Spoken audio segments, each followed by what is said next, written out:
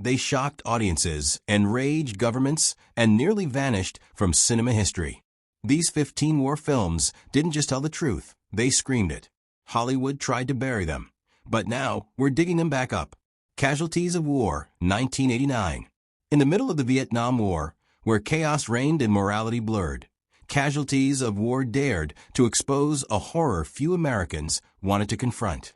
Based on a chilling true story, the film follows a young soldier, Erickson, played by Michael J. Fox, who is forced to witness his unit's unimaginable crime, the kidnapping, rape, and murder of an innocent Vietnamese girl. While his fellow soldiers justify the act as spoils of war, Erickson stands alone in his resistance, wrestling with conscience in a world gone mad. Directed by Brian De Palma, the film unflinchingly confronts the psychological destruction war inflicts on both victims and perpetrators. Upon release, it was branded anti-American, military officials condemned it, and Hollywood offered little support. Audiences weren't ready for this brutal truth, so it quietly disappeared. But today, its message is more powerful than ever, that the true enemy in war isn't always across the battlefield sometimes, it's the man beside you. Casualties of War was buried by Hollywood, not because it failed, but because it revealed too much. Redacted, 2007. Redacted is Brian De Palma's most dangerous film, not because of what it imagines, but because of what it dares to reveal. Based on the real-life Mahmadiyya killings during the Iraq War, this film throws you headfirst into the chaos, corruption, and moral collapse of modern warfare. Shot in a fragmented style, using fake blogs, soldier videos, security camera footage, and news broadcasts, Redacted blurs the line between fiction and brutal reality. It tells the story of a group of American soldiers who commit an unspeakable war crime and the emotional wreckage that follows. The film didn't just upset audiences, it enraged governments. It was labeled anti-American, condemned by the military, and shunned by theaters. Critics were split, some calling it a masterpiece, others saying it went too far. But that was De Palma's point. Truth isn't supposed to feel safe. Redacted is a scream against sanitized war narratives, a raw, relentless reminder that not all soldiers are heroes, and not all horrors are caused by the enemy. Hollywood buried it quickly, but you can't censor a conscience forever. The Deer Hunter, 1978. The Deer Hunter isn't just a war film. It's a devastating, emotional journey. Directed by Michael Cimino, it follows 3 friends from a working-class Pennsylvania town who enlist to fight in the Vietnam War. But what begins with patriotic duty quickly turns into a psychological nightmare. Robert De Niro, Christopher Walken, and Meryl Streep deliver raw, haunting performances that show how war destroys not just bodies, but minds, relationships, and entire communities. The film's most infamous scenes involve Russian roulette, a horrifying metaphor for the randomness and madness of war. These sequences sparked outrage. Critics slammed them as fictional, offensive, and exploitative. Vietnam veterans were deeply divided. Some hailed it as honest, while others called it manipulative. Though it won 5 Oscars, Hollywood was uneasy about its darker truths. They celebrated the artistry, but quietly ignored the trauma it exposed. The Deer Hunter shows us that war doesn't end when the fighting stops. It follows you home. And while Hollywood buried the controversy, audiences who've seen it know, this is a masterpiece carved from pain, silence, and unbearable truth. Hearts and Minds, 1974. Hearts and Minds isn't a film, it's a confrontation.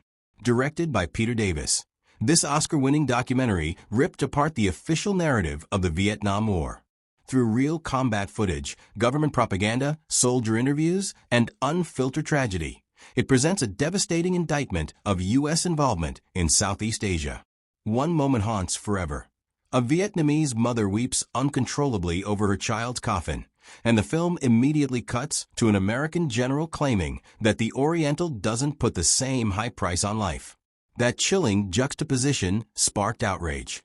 The U.S. government condemned it. Right-wing groups called it treasonous. Theatrical distribution was stifled. And Hollywood, though it quietly gave an Oscar, wanted nothing more to do with it. Hearts and Minds dares to ask questions no one else would. What are we really fighting for? Who decides who lives and who dies? Can a country preach freedom while dropping bombs on innocent lives? This film forced America to look in the mirror, and what it saw was too ugly to embrace. That's why Hollywood buried it. But truth doesn't decompose. It waits. Come and See, 1985. Watching Come and See is like stepping into a nightmare, not a story, but an experience. Directed by Soviet filmmaker Elim Klimov, this masterpiece follows a young Belarusian boy named Floria, who joins the resistance against the Nazi invasion. What starts as innocent patriotism turns into a slow, harrowing descent into the purest form of human evil. Entire villages are wiped out. Families are burned alive. And Floria's face, wide-eyed and youthful, is visibly shattered by each passing atrocity. By the end, he's aged decades without growing a day older. The film uses long, haunting shots, distorted sound design, and surreal imagery to pull you into the chaos. This isn't a war film, it's psychological warfare. Hollywood never touched it. Western distributors shied away from the graphic violence, the Soviet perspective, and its unflinching honesty. Some even dismissed it as propaganda. But it isn't. It's a mirror held to humanity at its darkest. Come and See doesn't ask you to watch war. It forces you to live it. And no one walks away the same. That's why it was buried, and why it must be seen. The Tin Drum, 1979. The Tin Drum is one of the strangest, boldest, and most controversial war films ever made. Directed by Volker Schlondorf and based on Gunter Grass's novel, it tells the story of Oscar, a boy in Nazi Germany who, on his 3rd birthday, decides to stop growing. Armed with a tin drum and a piercing scream that shatters glass, Oscar becomes a bizarre, symbolic witness to the rise of fascism and the moral collapse of Europe. The film mixes surrealism, political satire, and shocking imagery, including scenes of underage sexuality that sparked outrage. In the U.S., the film was pulled from shelves and even declared child pornography in parts of Oklahoma. Lawsuits followed. The controversy buried its critical brilliance. Despite winning the Palme d'Or and an Oscar for Best Foreign Language Film, The Tin Drum was blacklisted from mainstream Hollywood discourse. It was too weird, too uncomfortable, and too willing to blur the line between childhood and war. But underneath its surreal shell is a brutal truth. When adults choose destruction, it's the children who inherit the ruins. Hollywood buried it, but the echo of that drum still beats. Johnny Got His Gun, 1971. Johnny Got His Gun isn't just heartbreaking, it's horrifying. Written and directed by blacklisted screenwriter Dalton Trumbo, the film tells the story of Joe Bonham, a young American soldier horribly wounded by a World War I artillery shell. He loses his arms, legs, hearing, sight, speech, yet remains fully conscious. What follows isn't a war movie. It's a slow, claustrophobic descent into silent suffering. Joe communicates through Morse code by banging his head. He pleads to be seen, to be understood, or to be allowed to die. But his country, the same one that sent him to war, turns its back. When the film was released during the Vietnam War, its anti-war message hit a nerve. Hollywood ignored it. Theaters quietly pulled it. Critics called it unpatriotic. But Trumbo's message was clear. This is what war really looks like when the glory fades. It later gained cult status when Metallica used its footage in the One music video, a second life for a film too painful to face. Johnny Got His Gun wasn't just buried. It was silenced. But the silence is exactly what makes it scream. The Battle of Algiers, 1966. The Battle of Algiers is so brutally realistic, it's often mistaken for a documentary. But it's a gripping political war drama directed by Gillo Pontecorvo. The film chronicles the Algerian struggle for independence from French colonial rule, portraying urban guerrilla warfare, bombings, and brutal torture on both sides. Shot on location with non-professional actors, its raw style unsettled governments worldwide.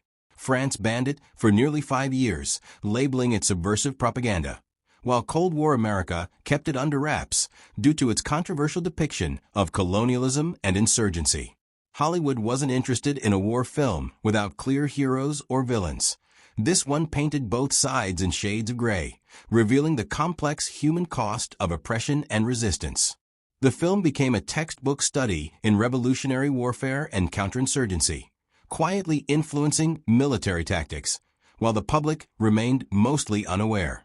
The Battle of Algiers was buried not because it failed, but because it refused to simplify history, exposing uncomfortable truths about imperialism, violence, and the price of freedom. Fires on the Plain, 1959. Fires on the Plain drags viewers into one of the most harrowing depictions of war's brutality ever captured on film. Directed by Kan Ichikawa, this Japanese masterpiece follows a sick and starving soldier abandoned in the Philippines during the final days of World War II. Stripped of hope, humanity, and supplies, he wanders through the jungle witnessing horrifying acts, including cannibalism and madness among his fellow soldiers. Unlike traditional war films that glorify heroism or valor, Fires on the Plain confronts viewers with a raw, desperate struggle for survival when all morality collapses. The film's stark black and white visuals and haunting silence create an oppressive atmosphere that's impossible to ignore. Too bleak and unsettling for post-war Japan and Western audiences alike, Hollywood chose to bury it rather than promote its grim message. But this film refuses to be forgotten. It's a brutal meditation on the cost of war, not just on soldiers, but on the very fabric of human dignity. Fires on the Plain doesn't entertain. It haunts. The Beast of War, 1988. The Beast of War dives into the tense psychological landscape of the Soviet-Afghan conflict, a war Hollywood rarely dared to portray.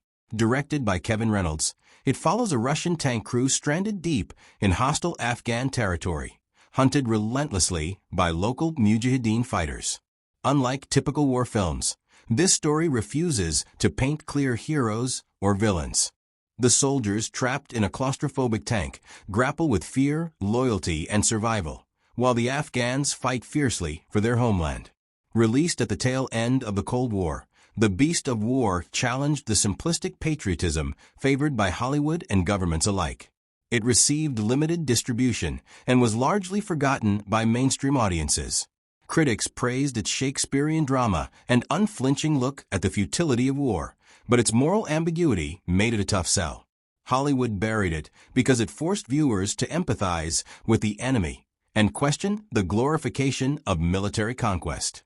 The Beast of War is a dark mirror reflecting the human cost on all sides, a truth too uncomfortable to face. Merry Christmas, Mr. Lawrence, 1983. Merry Christmas, Mr. Lawrence is a haunting, emotionally charged exploration of war, culture, and forbidden desire. Directed by Nagisa Oshima and starring David Bowie and Ryuichi Sakamoto, the film is set in a Japanese POW camp during World War II. At its core is the tense, complicated relationship between Bowie's rebellious British officer and Sakamoto's stoic Japanese camp commander, a clash of honor, repression, and unspoken emotions. The film delves deep into themes rarely touched in war movies: power dynamics, cultural clashes, and repressed sexuality. When it was released, many Western audiences and critics were unsettled by its subtle homoerotic undertones and nuanced portrayal of Japanese soldiers, challenging typical enemy stereotypes. Hollywood struggled to market it, and it never received the wide recognition it deserved. Its emotional complexity and refusal to glamorize war led to it being quietly buried in mainstream discourse. Yet today, Merry Christmas, Mr. Lawrence stands as a powerful testament to the human cost of war, where silence can scream louder than gunfire.